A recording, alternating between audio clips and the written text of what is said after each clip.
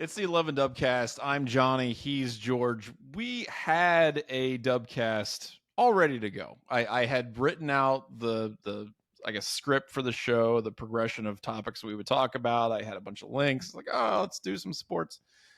And there was a very serious news item that happened to Ohio State. We're going to kind of lead with, and we still want to talk about that. But I just want to preface this entire Dubcast, this entire podcast by saying this is one of the most ridiculous things on many levels that I think Ohio State has been a party to in a long time.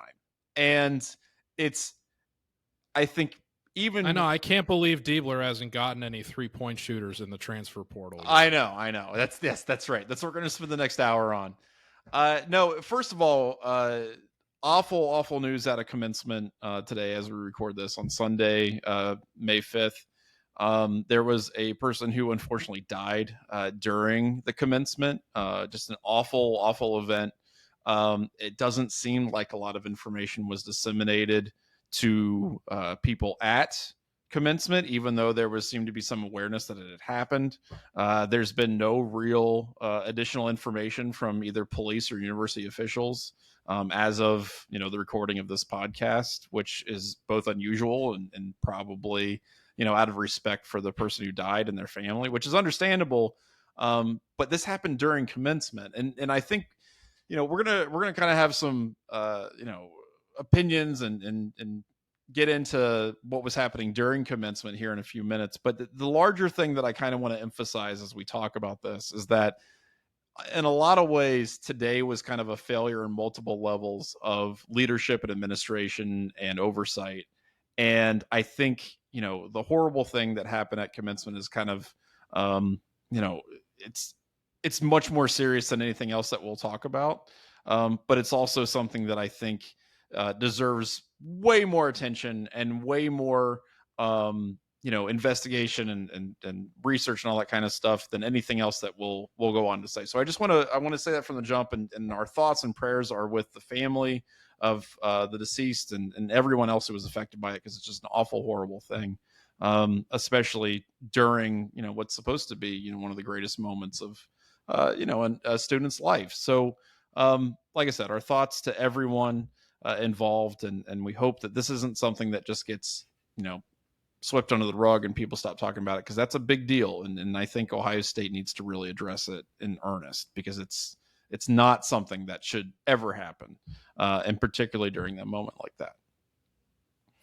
Yeah, there was an interview that Travion Henderson did earlier this week, where he got kind of candid about the dark place that he went to regarding the mental impact that his injury a season or two ago and the recovery timeline associated with that had just on his well-being. And he very transparently said that he had suicidal thoughts. Mm-hmm. And there was discussion coming out of that in the Ohio State community about the larger epidemic surrounding mental health that's going on at the moment.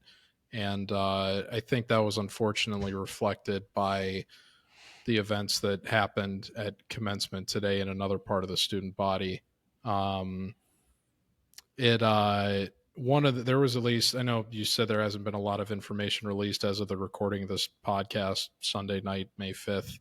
There was a witness, at least, that did say that they saw the person jumping, and it does seem like there wasn't a lot of information made available to people that were at commencement, regardless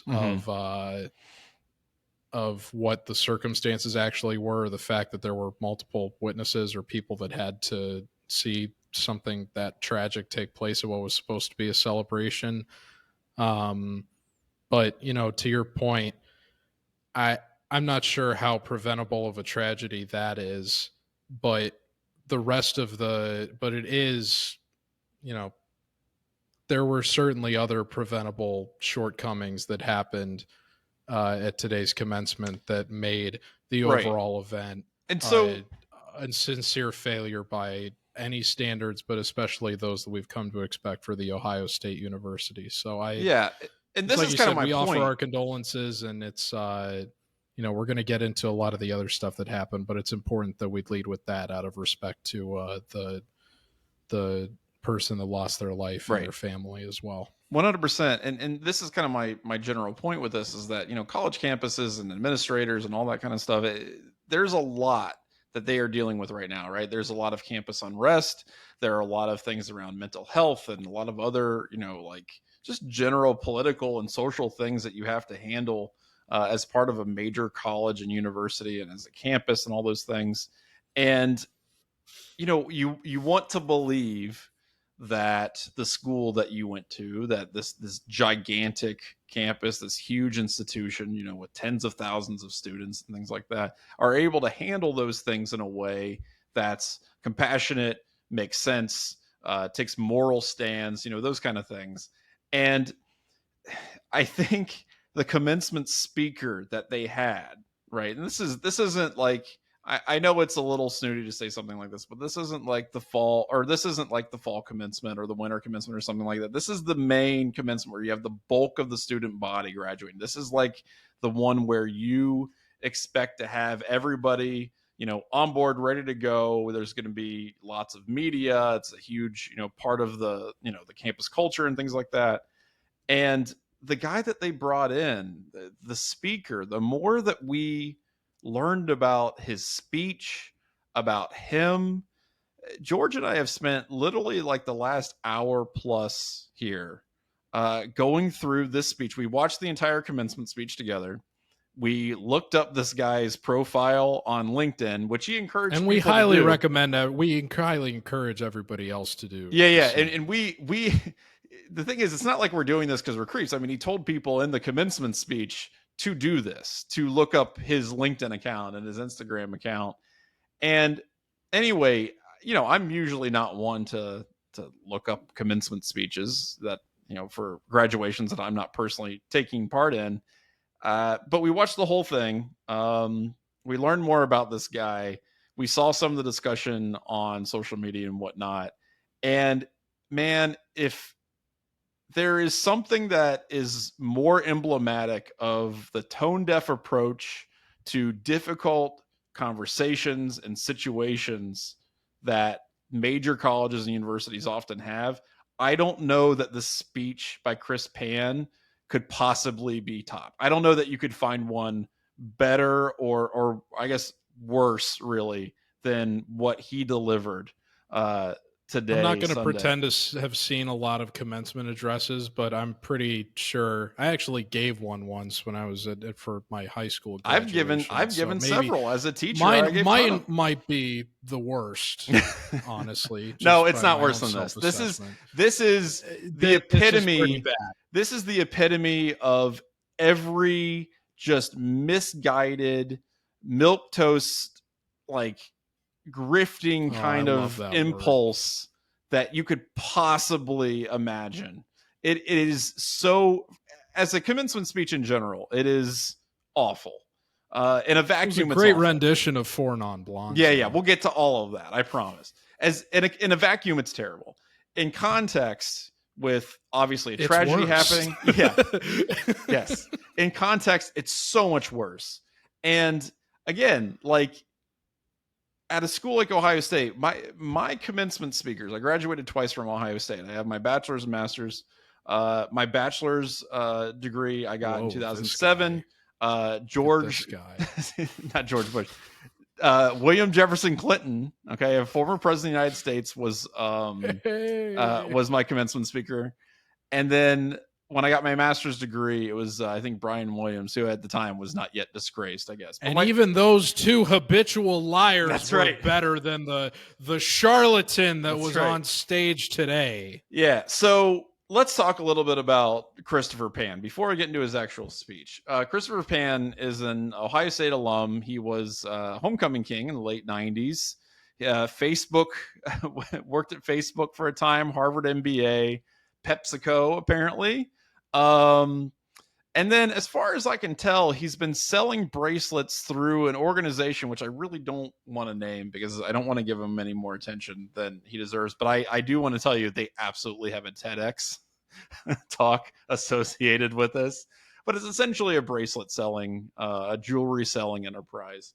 And the bracelets are just like washers with like string, very thin lanyard tied to them. You might have seen them like before. Probably don't even cost $1 probably to produce any of them, let alone maybe 50 cents. But you can buy them for almost $30 on the website. Regardless, I don't know that this is necessarily a dude who should be giving a commencement speech at any college or university, but much less Ohio State University. So anyway, it comes on, and let's just talk about the speech itself, and then we can talk about all the other crap that we kind of found out after we watched it. Does that sound good, George? We can go through our notes and whatever. So I'm going to take you through it. I want you to envision, if you will, that you're in Ohio Stadium. The sun's beating down on you. You're wearing a black robe. If you're like me at my undergrad, you're wearing a suit for some stupid reason. And just which by the way, I didn't go to my own commencement. I had to mail my diploma. I told my parents don't come, and it was for that exact reason. I said, you're just going to be baking in the sun, and I don't even remember who gave the commencement for me in 2016. So I never blame anybody for wanting to skip the ceremony just at a school of Ohio State size that takes place in the beginning of May, baking in the sun in a football stadium like that. And I think today just kind of reinforced that stance. Oh yeah. It's not a fun experience. I mean, I'm glad I went to get my master's, but so when I got my bachelor's, I wore a suit because I'm an idiot. But when I got my master's, I wore swim trunks, flip flops, and like just a regular undershirt, like a t-shirt. And then what I did is I strapped frozen water bottles to myself, and then just drank them during the ceremony. Just poured it over my head because it was hot. It was like 95 degrees out, and I was like, "Screw this!" So yeah, but that was that made. You know who else was drinking during the ceremony? We'll get to that. Anyway, so he starts off this thing, and it's if you really want to know the general vibes of Christopher Pan's speech here, it's really just kind of like, I don't know, like a meditative seminar, breathing exercise, hippy dippy crap. It's, again, in a vacuum, it's whatever. In context, it's insane, and we'll get to that. So it starts off with like an AI. This guy probably digs Feldenkrais, if you know what that is. So it starts with like an AI generated like Canva image. He starts by wanting to get everybody's energy flowing. That's a direct quote. He had a PowerPoint. That's important to mention. Like he probably made himself. That was like fourth grade caliber quality. Clearly made by himself. There's no let me put it this way: if he paid someone to make that for him, then whoever paid him money to be the commencement speaker should be in jail. Because I got 100% on a project at Ohio State where I talked about Fallout 4 for 45 minutes that had a higher quality PowerPoint than this guy brought to commencement. Yeah. It's real graphic design is my passion energy.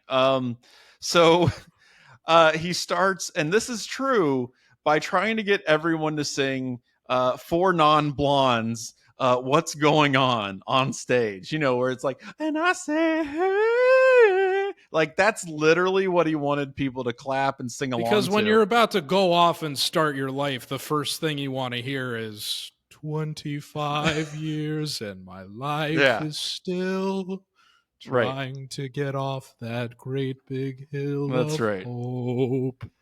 That's beautiful. Some beautiful pipes, George. Destination. Oh, if you like my rendition, you should hear Chris Pan belt it out. It's beautiful. In the shoe. Yeah. So he starts dancing on stage. He tries to get all of these all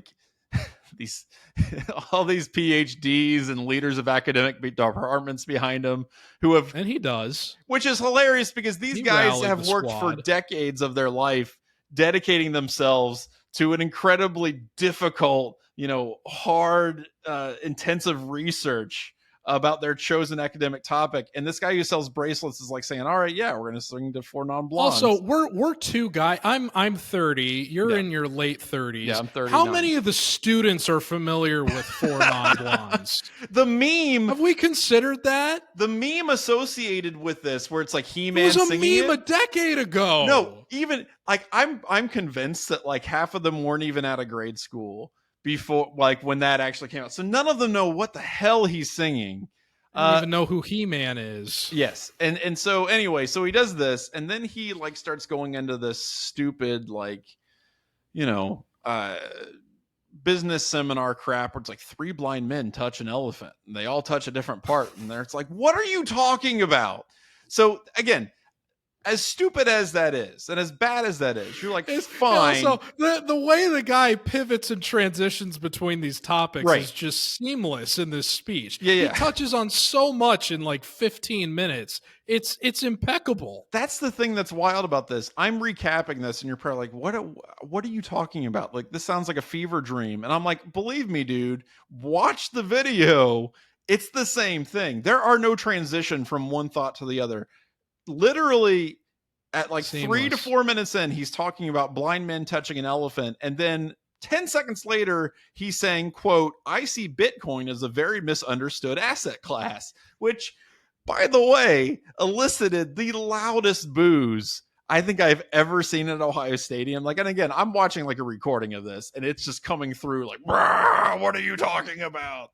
But he's like, no, it's decentralized and finite. Its issues have been resolved. And so he just goes on about how Bitcoin rules and is awesome, which, by the way, in the aftermath of this, we went on Bitcoin, the subreddit, which is like, you know, ground zero for Bitcoin grifters, and they're all hyping each other up and whatever. And somebody posted this speech on the Bitcoin subreddit, and some of the commenters were like, how did it go? And the guy who posted was like, not well. That's not poorly. I don't know that this advanced the cause of Bitcoin at all. But the best Bitcoin part of the speech had to be when he was talking about like currency inflation. And got Ted Carter to participate in his demonstration with quarters about how 4 quarters like a few years ago now has like the purchasing power of 3. Yeah. And then like in terms of emphasizing the growth potential of Bitcoin, Ted Carter just holds up this like physical token that's supposed to represent a Bitcoin to the student body and just goes, Bitcoin. Yeah. And the thing is, they do this magic trick, right? Like, it's a whole, you're supposed to put the coins in a little satchel and then like, oh, there they're gone. But nobody can see it because they're doing it behind the podium. And the camera can't pick up any of it anyway because it's so far away, and it's just like, and everybody in the audience is like, what the hell are you doing? So the utter confusion on the faces of the students is the most consistent part of this speech. It's fantastic. There's nobody applauds. Nobody cheers. Yeah. People are just perplexed. My favorite part, my favorite audience one mom reaction. That's dancing during Four Non-Blondes. That's my favorite. Yeah, exactly. There's 4 Non-Blondes. He's singing 4 Non-Blondes. There's one mom who's dancing, and everyone's looking at her like she's insane. And then there's this one of her family members is like, settle down. Yeah, exactly. And there's this guy who's sitting by her. He's like, he's got this beard, and he's wearing like kind of a plaid shirt or whatever. Like, he was so angry, and I would be too if I had to go through this. So anyway, there's this insane magic trick. He then talks about manifesting things into reality, which manifesting is its whole insane new agey can of worms. He talks about the singing revolution. There's a weird diss on like antidepressants where he's like, no, I didn't take those. I just decided to sing my way to happiness. And he talks about the singing revolution of Estonia, Latvia, and Lithuania. Which in wake of what we open the show discussing is an incredible thing to mention. It's unbelievably tone deaf. I mean, we're talking about like massive activism and demonstrations at the end of communism, right? Like the fall of Berlin Wall, that stuff, you know, with the collapse. I'm talking about spurring antidepressants for. Oh, sure, of course, yeah. Singing. Yeah, but same thing. That's what I'm talking about. The whole thing is tone deaf. Like that. The fact that it's basically ignoring, you know, major world events in favor of saying, well, if we all just sang ourselves to happiness, it would be great. He does Yeah, more. it's particularly amazing coming from him because he starts the speech off by speaking on how he grew up in Taiwan Right. and then pivots to saying, "Oh, like the way that all these Eastern Bloc countries freed themselves from the grip of communism was by singing collectively Yeah, that's right. That about, the most organized reductive protest." possible way to talk about like organized resistance to tyranny. Anyway, uh, so in the midst of this, he's absolutely just chugging this mug of tea. We'll get to why that's significant later. Just keep that in mind. It's a tie-dye mug, It's a by the tie dye way. mug. Well, it's got like a rainbow theme motif. I don't know, but anyway, my point is that this will become important in a second. Don't forget that he's chugging this tea Key throughout. detail. Okay, key detail. Like swigs, Yeah, like yeah, yeah. Oh no, he finished very the whole thing up. So uh, he also mentions he's given everybody in the audience one of his bracelets that he's been selling for at least 7 years, at least according to his YouTube channel. Booze, loud booze. Nobody wants one. He then unleashes the super galaxy brain quote of hurt people, but heal people," which is there's a draft of his that's right. There's a draft of his speech that he made available.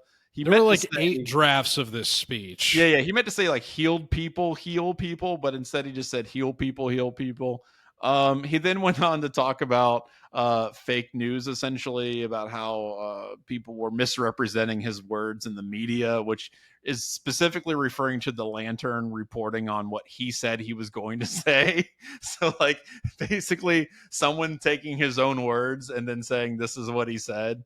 Um, he then goes on to talk about like healing the world and whatever crap, and says, quote, "Are you causing more divisiveness or are you part of the healing? And then can we all be the flower in the gun?" Which is one of the most See, if they had let him talk about Israel and Palestine, then this all would have flowed so much oh better yes, and yeah, made a would lot have. more sense. Another thing we'll get to.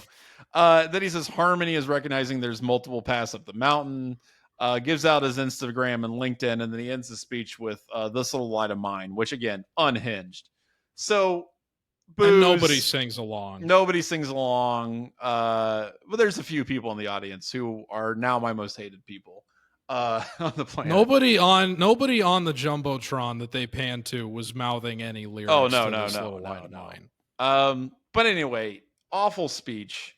I don't know why this guy was selected as speaker. I have an inkling of why this guy was selected as speaker.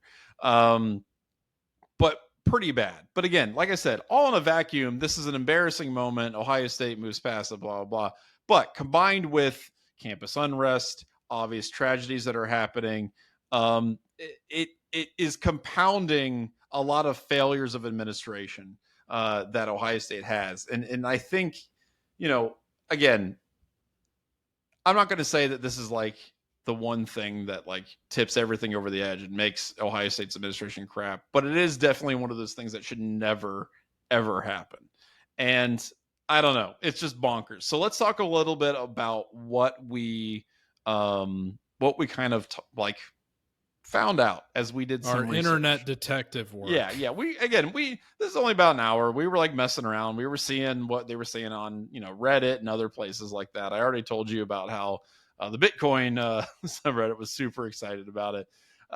Chris Pan actually posted multiple versions of his commencement speech on Google Docs for anybody to see.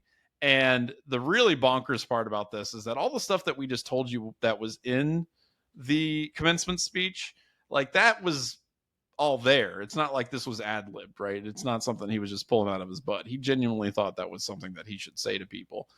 What's crazy is that in earlier drafts of this speech, he did talk much more about Israel and Palestine and more current events and things like that. And boy, howdy, I don't like, I'm going to tell you something. I don't think that this would have done anything to heal the world or lessen the tensions on campuses or anything like that. But what I do know is that it might have got him personally in a lot of trouble because it is the most like insane. Like I don't know if he believes this stuff where he's talking about how he's trying to build No, the bridges. fake news media was censoring his message of peace. Yeah. I don't know, but he's, literally he says, "Can we learn to share? Can we learn to care?" He talks about, like staying outside of our social media echo chambers, blah, blah, blah. Okay, people say that all the time. It's not anything new. But really, to take a incredibly complicated and difficult, you know, No, world, the best line was, "I long for a world where a friendly salam is met with a kind shalom." it is so, That is poetry. it's so infuriating. Man spitting. I got to tell you something. And look, I know this is an Ohio State podcast about Ohio State sports ostensibly, but to take something as fraught and as difficult and as painful as this conflict is, right? The conflict in Gaza and Palestine and Israel, to take something as complicated and as painful as that and to weave it into a Bitcoin make promo. it into a Bitcoin promo and something as trite and as ridiculous as singing "This Little Light of Mine" and freaking "Four Non-Blondes" is one of the most infuriating things that I can possibly imagine. What are we talking about? And it can only come from the mind of somebody who came from Harvard MBA, went to Facebook, and then founded like a jewelry company. Like, that is so infuriating to me. Oh, we know what kind of mind it came from. It makes me so angry because this is a real situation that is impacting people in a very real way, where people are dying and starving to death, and that somebody would come on the commencement thing and say, "You know what? It's a really good idea if I come out and say that, hey, if we keep doing the same things, we'll get the same brokenness. Screaming louder will make us deaf. We need to genuinely listen from the heart and stand together." What are you talking about? Well, I mean, look, we haven't dropped the biggest bomb on this from our detective work yet, which, to be fair, I mean, it's not like this was super new information, because we got to give credit to a couple ladies at the Lantern, Nicole, Josie Stewart, managing editor at the Lantern, and then Nicole Nowicki, assistant editor. So they wrote about this, so when Chris Pan is talking about the fake news in the speech in terms of discrediting what he's trying to say. I mean, first of all, just going out of the way to call the student newspaper fake news. Yeah, that's right. The Lantern. Yeah, nobody in the student body actually likes the Lantern. It's not insane to openly lambaste the arm of student journalism at the university you're giving the commencement speech at. Right. But then, they actually called attention to this all the way back on Monday, almost a week before the speech happened. And that was the writing process, as Josie so eloquently called it in the footnote of the article she wrote, that Chris Pan had going into this, in which he literally openly bragged about on both Instagram and LinkedIn, which he plugged at the end of his speech too. Yeah, he said. Yeah, I want to emphasize real quick before you say this. I want to say this real quick. He told people to look this up. Okay, it's on his LinkedIn. It's on his Instagram. We are not. I don't know if he slandering specifically referenced these posts, but he promoted himself. No, but so it's there for anybody to see. It's there for anybody to see. So I just want to point out, this is not us inferring things. This is not us making stuff up. You can go look on it yourself. You can go to Chris Pan's. It posted a week ago on his LinkedIn account. You can look at this yourself. I want to just point that out. He's even more forthright on Instagram, and I'm just going to read the Instagram caption, which says, "Giving credit where credit is due. I've gained so much healing, inspiration, and creativity working with different ayahuasca shamans. Mostly," and then he tags a couple of them and says, "For my upcoming commencement speech, I tried AI, was okay. Then I decided to try HI, higher intelligence. Buckle up, gonna blow everyone's heart wide open next Sunday." And then throughout the speech, he's on stage drinking that aforementioned tie-dye mug. Right. And look, we have no idea what's in that mug. Really right. What? But he did start the speech out wearing sunglasses before taking them off coming up, and he was chugging that mug pretty frivolously. And for the amount of content that was in this speech, given what he was alluding to on social media, I mean, you can pretty clearly connect the dots on what kind of mess this was turning out to Yeah. be. I can't. We obviously can't say for certain that he was drinking a psychoreactive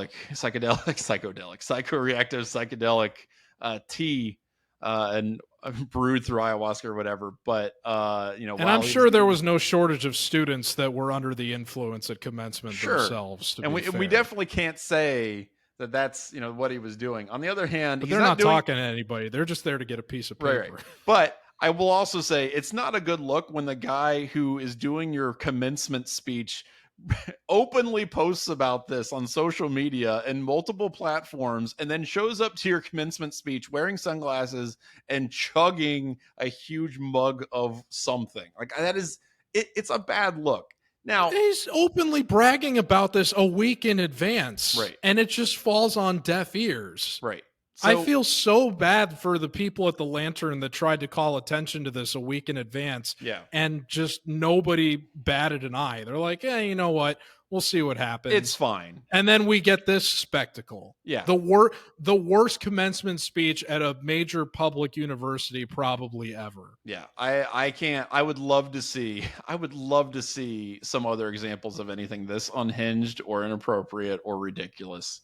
Again, I have no idea what was going on in his brain or in his mug during it. I do know that all things considered, Chris Van should not have been the commencement speaker. They got Tim Cook during COVID to do the commencement address. God, like They had nobody else. yeah, They got George Bush in 2002 while he was president of the country. right. There was nobody else they could have gotten, regardless of affiliation, Ohio State. They had to get this guy. Yeah, I mean, again, you can watch the speech yourself. There you can just go on YouTube and search for it. It's there. You can look up if you go on like the Ohio State subreddit. You can check out. They've got various versions of the speech that he gave. Various, I guess work in progress, like drafts that he was doing. Which I The really latest picture on his Instagram is just him in a shirt with his hands up to his head like this, saying in a t-shirt that says "I'm a crazy one."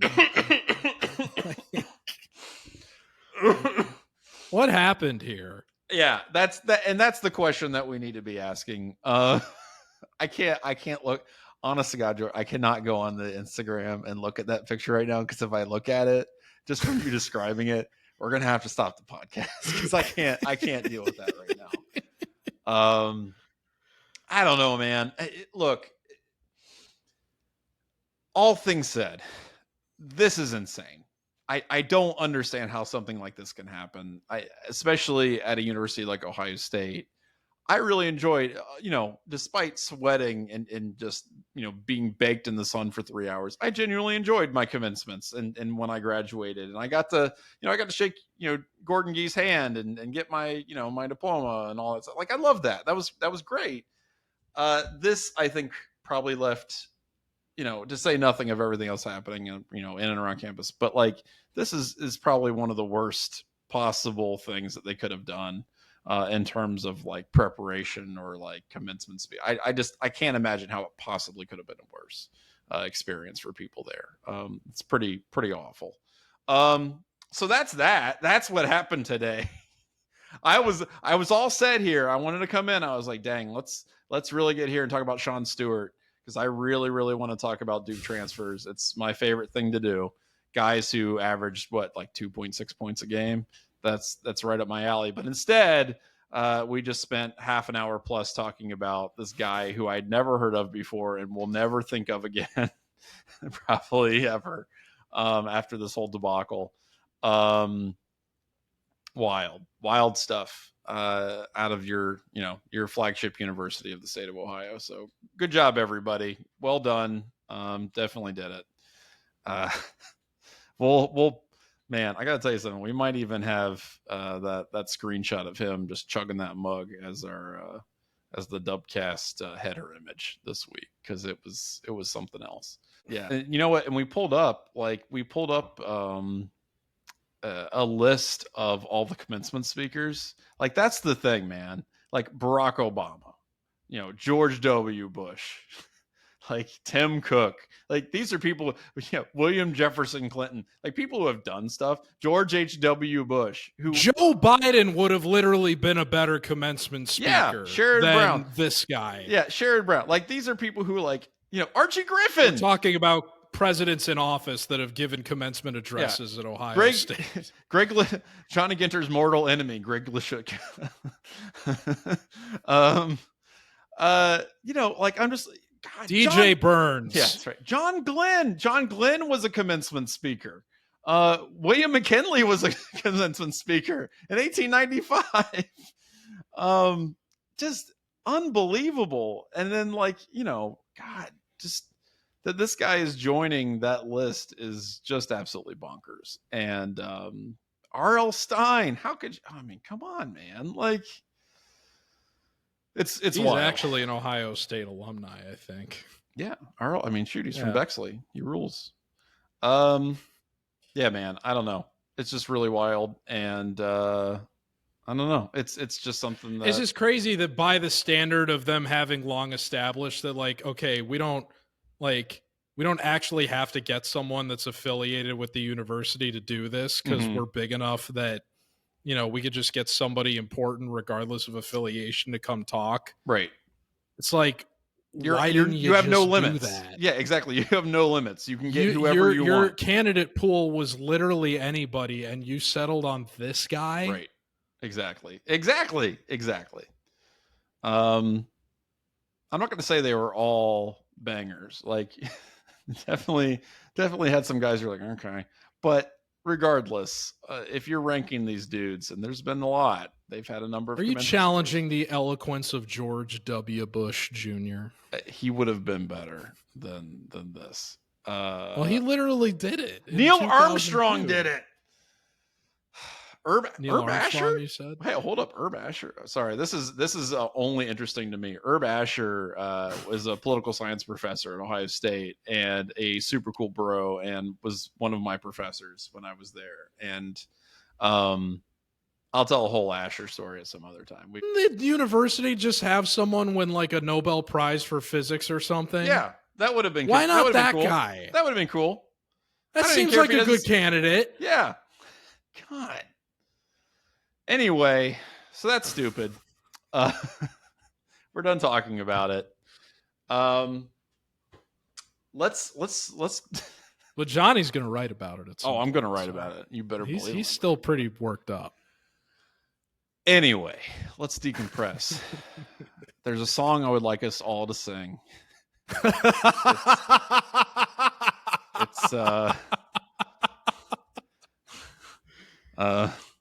It's No Rain by And He Prays. Yeah, no, it's called No Rain by Blind Melon. And we're all going to hold hands. No, it's freaking ridiculous. All right, so that's that. We'll get into actual sports thing in a second. We got to do Ask Us Anything, though, because I want to give the people a little bit of what they want. First of all, we're going to remind you the Dubcast is sponsored by the dry goods store at 11warriors.com, drygoods.11warriors.com, shirts, hat stickers, all kinds of great stuff. Check it out. Okay, ask us anything. This is what will calm me down. This is what's going to help me handle what we just talked about. Unless somebody asks about pasta again. Oh, yeah, that's right. I don't know that my brain can fully process that. Okay, let's go ahead and do Ask Us Anything. So first of all, this is from Kevin, who says, okay, so Ohio State, obviously we just have the NFL draft. Only 4 draftees. That was a pretty, considering how many guys came back, I guess it's not a shock. But hey, 4 left. So of the draftees, who do you think has the best chance of making the Hall of Fame? I mean, obviously Marvin Harrison Jr., but, okay, let's come on. Let's expand it. You know what? I read this wrong. It's not Ohio State draftees. It's NFL draftees. So Kevin is actually speaking of the draft class as a whole. So so that's a much more, I'm sorry, Kevin. I don't want to mischaracterize your question. That is a much better question than what I said. So yeah, in the draft as a whole, who would you say has the best chance of making the Hall of Fame? I mean, Marvin Harrison Jr. is still a really good. I think it's Marv. Yeah, Marv is still a really good choice for that. I hear his dad might have made it rather quick. Yeah, I think he might be okay. Yeah. I don't know. I mean, we talked about this last week. I don't think Caleb Williams has any great shakes, and if he ends up being anything more than a mediocre quarterback, I'm going to be surprised, frankly. I don't think this draft had a lot of juice in it. I don't think it had a ton of star power, honestly. Like, it wasn't one of those things where people are like, wow, we got to see this guy in the NFL, besides maybe Marvin Harrison Jr. Neighbors looks good, but like, okay. Odunze, but like, beyond that, I think, it was a good wide receiver class. It was a really good wide receiver class. Can't make it if Caleb Williams is throwing the ball, according to you. That's true. It was we all know my thoughts on the matter. Yeah, I do. And we've talked about that, but it was a really good wide receiver class, but beyond that, I don't know that there was anybody who really popped for me. So yeah, I got to go with Marv. I think route man. I still think it's Marv. Yeah, it's got to be. Okay, and we only have 2 this week, which is fine because obviously we've gone insane. This one's from our good friend Alvin, who wants to know, what is our favorite hot sauce? Are you a spicy food lover, George? So this is interesting because I really don't like hot sauce at all, and it's not because I can't tolerate it. I actually have an extremely high tolerance for hot, spicy food because of the maternal side of my family that hails from St. Clairsville, Ohio. So my entire side of that family has an incredibly high tolerance for that stuff, where even when you go to restaurants that are infamous for this kind of stuff with the kind of sauces that you need to sign a waiver before they actually let you try them. Yeah. We're just kind of more annoyed with the experience that it creates for the overall flavor of the food than we are genuinely in pain or irritated by the heat. Sure. So I usually I don't even engage with it, to be honest. So I couldn't even really say that I have one that I particularly like. I'm much more fond of all the other types of flavors, even bitterness, than I would say heat. So I really don't have one, but it's not because, I'm a little baby or anything. Don't print that I'm a little baby. If you print that I'm a little baby, I will sue you. How dare you imply? No, I like spicy stuff. I'm not saying I'm some kind of spicy pro like George Eisner, but I like spicy stuff. When we did the podcast with Tyvis, and we went to BW3s, we were doing those. Somebody dared us to do their spiciest wings, which, it's the spiciest BW3s wings, right? So it's not nobody's running out of the building, calling an ambulance or anything like that. But I was fine with it. Yeah, I did that once too, and I was like, "This, I just don't want to eat this again." It's just not. But I ate pleasant. 4 of them, and I was it's not good. Yeah, I was like, okay. I don't enjoy the taste of this. It has nothing to do with me being like, "Oh my god," it's whatever. Don't tell people I can't have spicy food. I'm glad we're on video now, so everyone can appreciate that. Yeah, that's right. Yeah. But I like spicy food a lot. It's it is something that I do enjoy. I don't like, just heat for heat's sake, but I do enjoy spicy foods. And I can handle a pretty decent amount of spice. But my favorite is actually just the regular old Cholula that you get at the grocery store. And I don't, it's just jalapeno habanero, whatever. And it's the so if you haven't had Cholula, it's the one with the wooden top, and I always get the green one, the Chile Verde one, and I just like the taste. It's not even really that spicy. It's not spicy at all, really. But I just think it adds a lot of nice flavor to chili and tacos and stuff like that. So in terms of heat, I like to get, sometimes I'll ask this for my birthday or for Christmas, a sampler. And sometimes I like those variety packs where they really do try to do some interesting things with flavors and whatnot.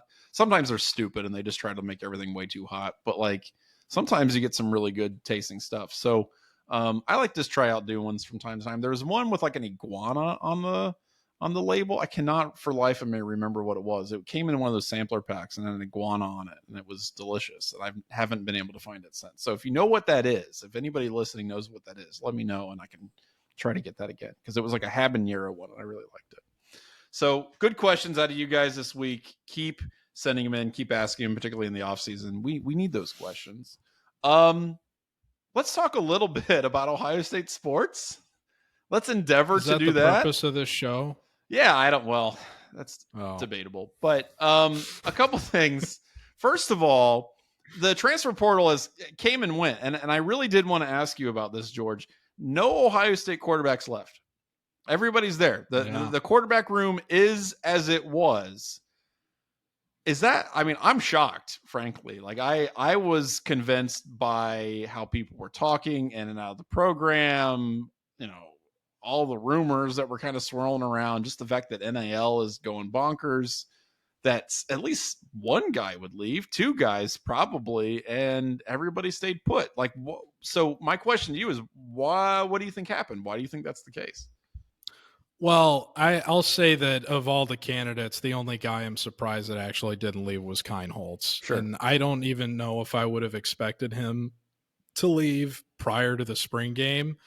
But I did kind of think that he was going to be the odd man out of the equation if there was one. And it is a little bit surprising, I think, that he stuck around. But the fact that all five are still in Columbus, we've spoken at length previously, at least I have, about how we're hoping that the uncertainty of who's going to be the starter that carried over the team in the early parts of last season doesn't repeat itself going into this year. 100%. And I think that unfortunately it's going to, which is reflected by the fact that it seems like everybody in that room seems to think they have a legitimate shot at competing for the starting job. Because if they thought that they were significantly buried in the depth chart, then they presumably would have gone and sought out an easier opportunity elsewhere. Including Lincoln Kienholz, which is genuinely surprising. So here's the thing about that. That can't be the case. Like I cannot believe that there are five guys there, right? And what I can't wrap my brain around is that after an entire spring of practices, taking reps and whatever, let's say the guy who's number 4 or number 5, like, you're not stupid. Like, who's practicing with the 1s and the 2s most often. You have a general idea about where you are in the pecking order. So here's what I think. Somebody who's in that situation. Because no quarterback's ever been irrationally confident in their abilities, right. And that's the thing. So what I'm thinking is this, and if you follow my line of logic, I think it makes sense for the people who stayed, for the guys who stayed, which again, I have no problem. I think that's totally fine. I mean, that's probably not a terrible decision in their, situation right now. But if you're a guy at Ohio State right now, let's say you're an Aaron Noland, right? And not guaranteed anything at this point, especially because you've got a guy in your class who is higher rated and people seem a little higher on, just in terms of like arm talent, blah, blah, blah, whatever, coming from Alabama, whatever. I don't know how much it hurts you, especially if you're already getting paid in NIL money, to just wait, to be patient, right? And maybe that's what these guys are. Maybe they're just really patient dudes, and they're like, look, whatever shakes out, it's not going to shake out until August at the earliest, right?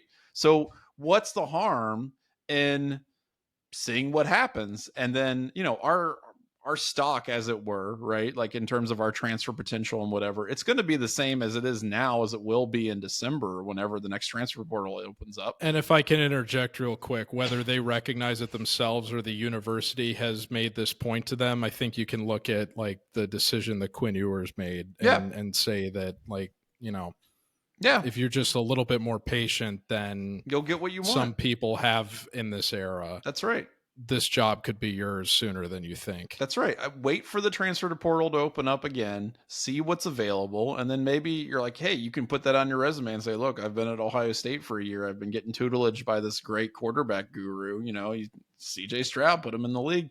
So I don't think it hurts them. And I understand why they'd want to stay. And maybe, like you said, if the quarterback competition is fairly wide open, it may not be wide open for the number 5 guy, but for the, guys 1 through 3, Probably, yeah, they probably all have a decent shot at this point. So I don't know. I mean, you're right. Like they may be confident to the point where they're like, it does not hurt me to stay at Ohio State. Oh, so you started out disagreeing with me, and then you've come around in your own Well, speaking on the issue and said maybe you're right. I love to hear that. I don't. My general point is that I don't think that these guys are making a bad decision. I think it's unexpected. It's weird, but I think it makes Yeah. sense. And But you don't think that they all think they have a legitimate shot no. at winning the job at this point? I think at that least was the point. I think the making. number 5 guy knows he's the number 5 guy. I don't know if that's Keen Holes or whoever, but I think the number 5 guy. I think it probably has to be Keen Holes at this point. Well, then, and I think he knows that he's the number 5 guy, and I don't think he has any illusions that he's gonna like leapfrog. I mean, even Julian saying, you know what I mean? Like, he's got to know that, unless he's like, yeah. But so just think about it from this perspective, though. So Devin Brown has already gone on record saying, "I ain't no wuss like McCord was." That's right. I ain't leaving. Like I'm in it, and all the critics can like eat me because I'm gonna prove that I'm here to compete. Right. So he's, which good for him. You know, for him to transfer out in spite of what Iowa football insiders that are desperate to move on from Cade McNamara may want you to believe. Jeez.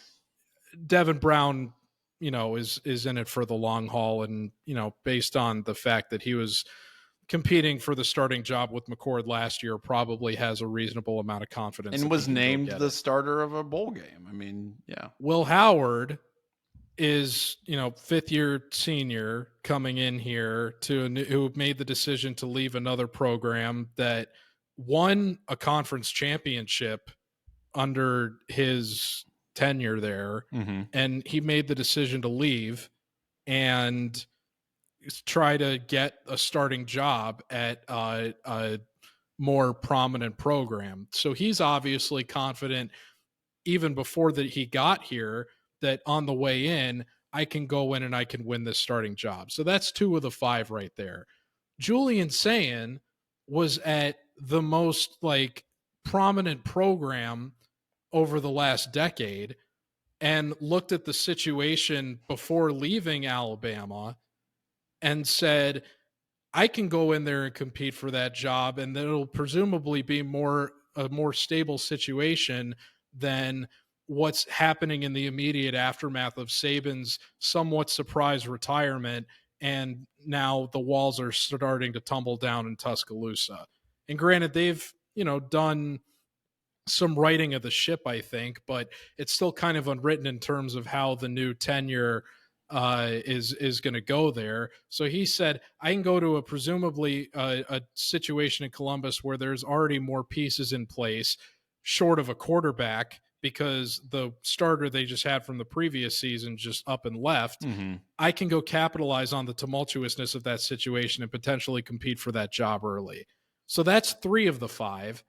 And then I would argue that at Aaron Noland, who, you know, had very long-term aspirations of coming to this program, committed and then remained resolute up to, I mean, he committed when he was a 4-star prospect and then added another star to his rating. And even as his prospect rise, didn't really entertain any other offers or any other incoming noise, was very heart set on Ohio State, and then arguably had the strongest showing in the spring game of any of the quarterbacks. Mm-hmm. So even if he wasn't running with the ones. Right. So I would think that based on that momentum he has, that he's entrenched, that even if it doesn't happen this upcoming season, he's in a position where, for the sake of him getting better, he's going to be consistently trying to compete for that starting job for as long as he's here. And he clearly wants to be here. Otherwise, he would have seen how crowded this room is and presumably left and been able to get a starting job at a much less competitive program. Well, so regardless of what you think about Kleinholz right. in this situation, I think you can easily point to those 4 different perspectives and conclude that all of those guys think they have a reasonable shot of earning the starting job right now, which is why none of them really wanted to leave and didn't really feel threatened by any of the other people that were in the room with them. Well, and to your point, I mean, you can even take that further and say maybe that was part of the whole thing with them coming to Ohio State in the first place, where, the presumption is that you would have a set starter this season anyway, right? Like if you're recruiting Aaron Noland, I don't think he was recruited and saying like, hey, you got a shot at being a starter your first year on campus. I don't think Ryan Day was telling him that. I think Ryan Day was saying, I've been saying that. yeah, well, yes, you've been saying that, but I'm saying when he was being recruited during that process, he was like, all right, well, we got this guy now, but you'll be here for a year, your sophomore year, you got a good shot at being the starter. So they probably came to campus already presuming that they were going to be sticking around for a year anyway, right? Before they were going to be starting. So maybe for them, This is like, all right, well, six of one, half dozen of the other. Let's just stick around. And again, I'm not upset about any of this. I think having that much talent is pretty awesome, and it gives you the best chance to find the guy who's going to give you the best result. But it is interesting, and I don't know. I mean, I don't think there's too much that's comparable to it right now in college football. So, it also speaks to the maturity of those guys and how well they get along, that they're able to, to do that. And I don't know. I'm excited about it. I hope, we keep saying this, but I hope that there's a definitive answer on who that starter is going to be early. And then we can sort all this stuff out as it goes. And if they transfer, later on, then that's totally fine. Like there's no hard feelings or anything like that. But I do think it makes a lot of sense in some ways. People are surprised that they stayed, but I think it makes sense. I think there's, like you just said, and like the future opportunities that they might come out. I think it makes a lot of sense for them to do that. So interesting stuff out of that. There were some transfers. Linebacker Nigel Glover transferred. He was with Ohio State for a season. Was originally, I think he started at Northwestern, I believe. Didn't really make much of an impact here at Ohio State. And Keon Gray's wide receiver transferred as well. And again, he's great talent, but also if you look at that wide receiver room, pretty stacked. The interesting thing is Ohio State really didn't bring in anybody during the spring transfer portal. So some of those depth issues, if you're looking at like offensive line or defensive line, those are still there, and they're going to have to deal with that now as the season kind of goes through, and they'll have to figure out how to fill in some holes because that's not a place. They're loaded in a lot of positions, but not necessarily on the lines. And that's going to be interesting to see how that kind of plays out as we get closer, and what depth looks like. So still stuff going on in terms of football. I don't want to completely ignore it. A few other things we want to mention before we get out of here. We talked about earlier the transfer. Sean Stewart from Duke came to Ohio State. Averaged about 2.5 points a game. Didn't play a whole lot, but pretty good talent. People are still pretty high on the guy. We were going to talk about Deion Sanders starting fights with transfers and just being generally a POS to people online. Not sure where that's going to lead with Colorado's program.